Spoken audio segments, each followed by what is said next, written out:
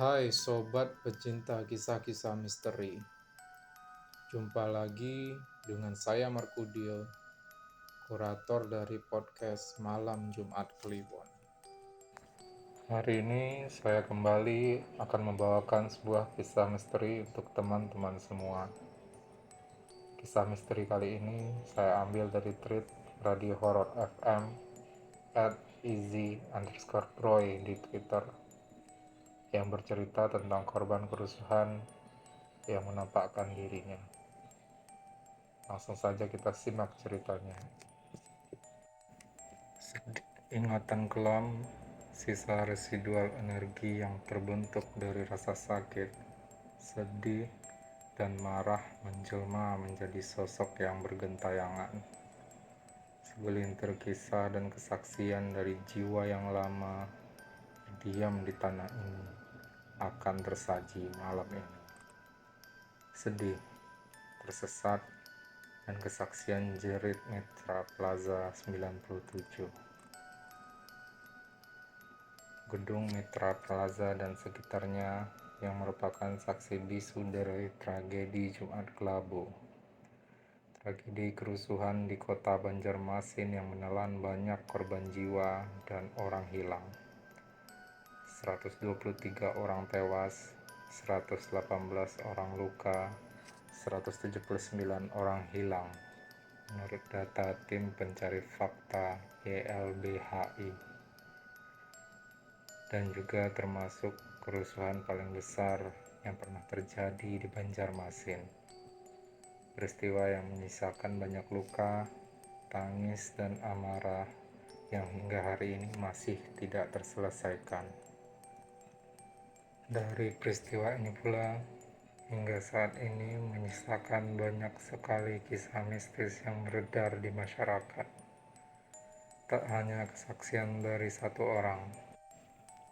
Dari peristiwa ini pula, hingga saat ini menyisakan banyak sekali kisah mistis yang beredar di masyarakat.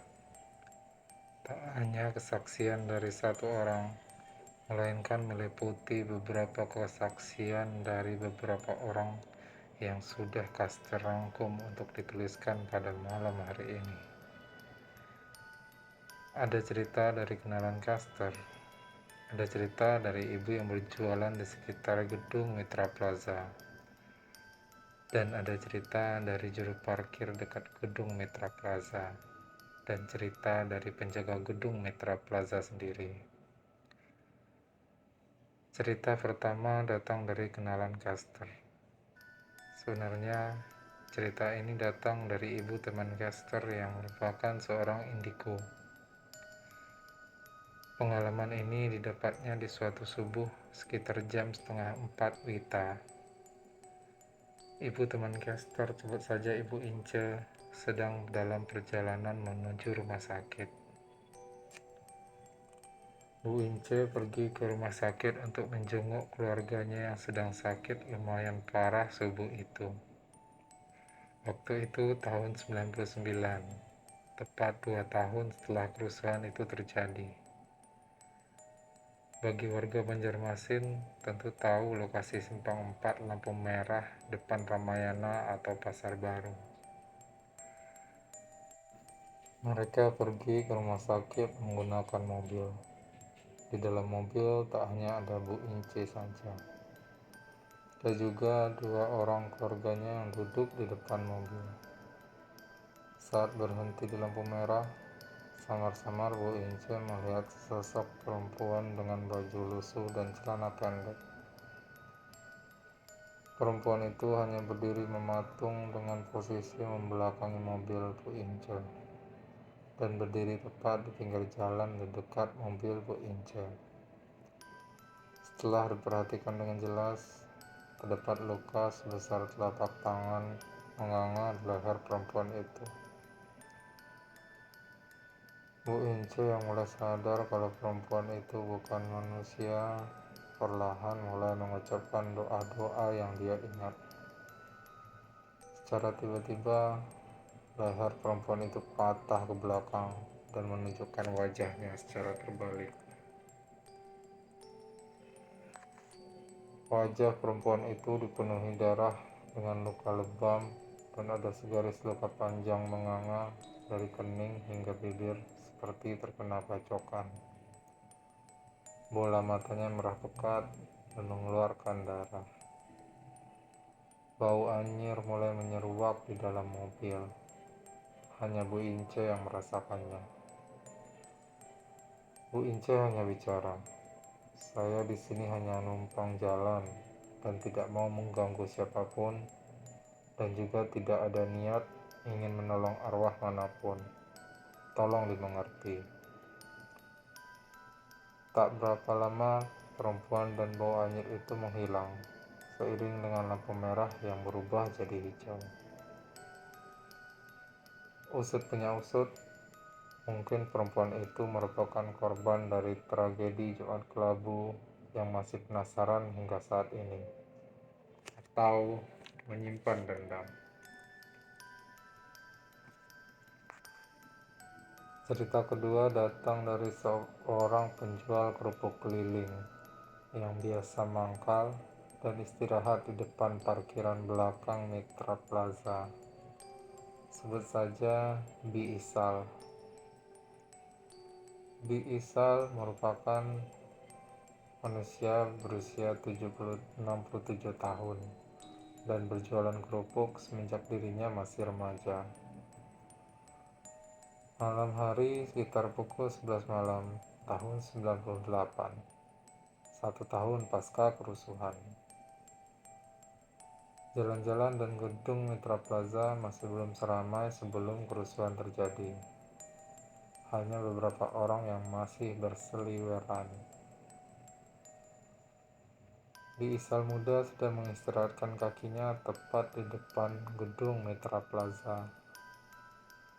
Saat sedang asik istirahat, seorang pemuda menghampirinya dan berkata ingin membeli kerupuknya. Bi Isal pun dengan telaten melayani pemuda itu. Setelah menyerahkan sebungkus kerupuk pesanan pembeli, pembeli itu pun menyerahkan sejumlah uang dengan nominal berlebih dan langsung tanpa aba-aba pergi menjauhi Bi Isal. "Dek, uangnya kelebihan," teriak Bi Isal. Namun pemuda itu tetap berjalan tanpa menghiraukannya. "Alhamdulillah," ucap Bi Isal sambil mengusap wajah dengan kedua telapak tangannya.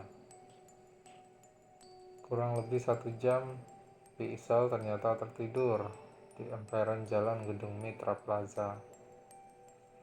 Menyadari waktu yang sudah semakin larut, Bi Isal pun bersiap untuk pulang dan membereskan dagangannya. Saat sedang asik membereskan dagangannya, tiba-tiba muncul aroma anyir kuat menusuk hidung Bi Isal. Awalnya, Bi Isal berpikir itu aroma dari selokan di dekatnya. Namun tak berapa lama, aroma itu berubah menjadi aroma daging terbakar.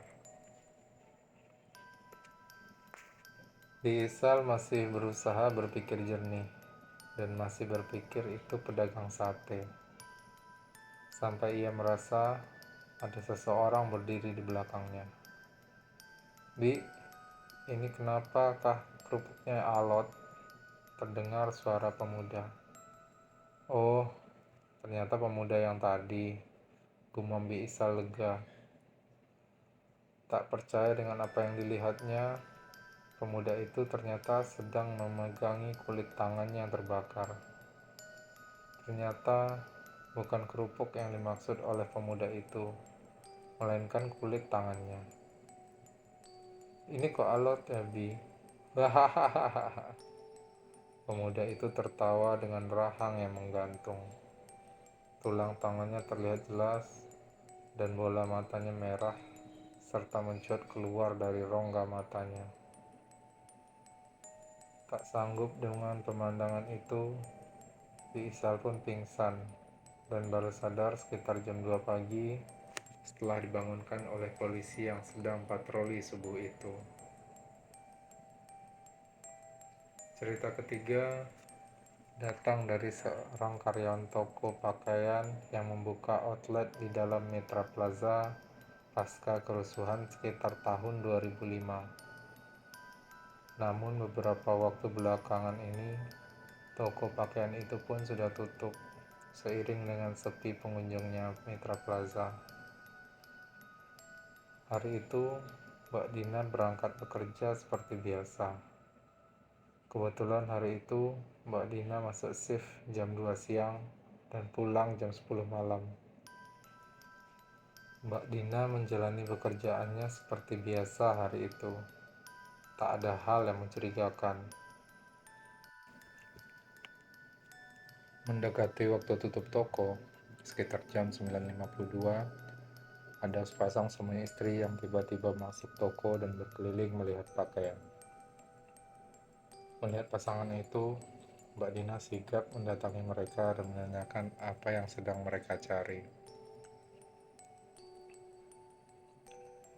Pasangan itu cuma diam dan tersenyum, lalu melanjutkan berkeliling area toko.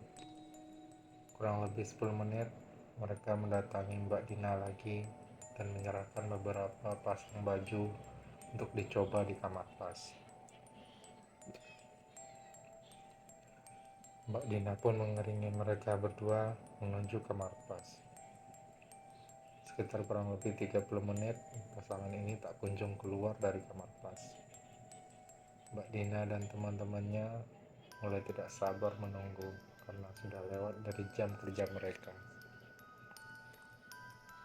Akhirnya Mbak Dina pun memberanikan diri menengok dari sela bawah kamar pas. Masih terlihat dua pasang kaki di kedua kamar itu.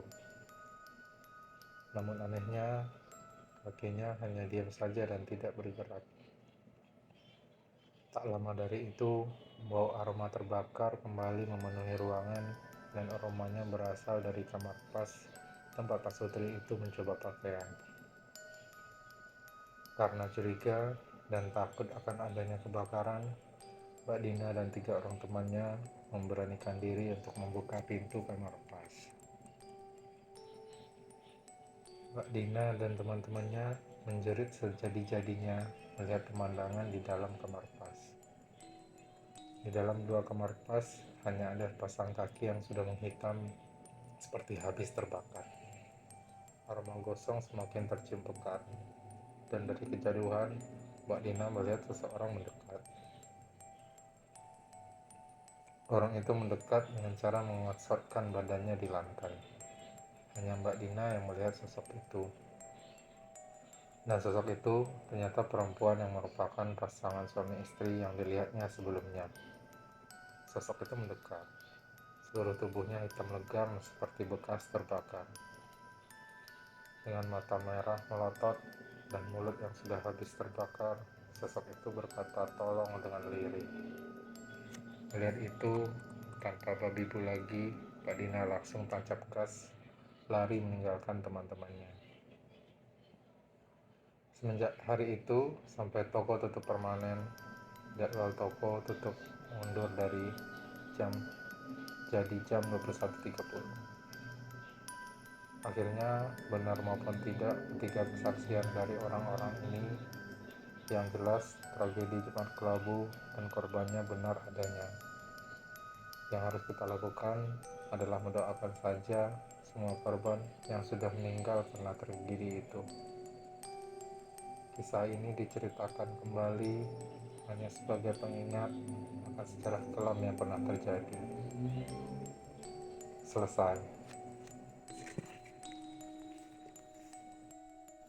Maaf kalau podcastnya belum sempurna. Mudah-mudahan podcast selanjutnya bisa lebih baik daripada yang sekarang. Terima kasih kepada teman-teman yang telah setia mendengarkan podcast saya. Semoga bisa terhibur. Terima kasih.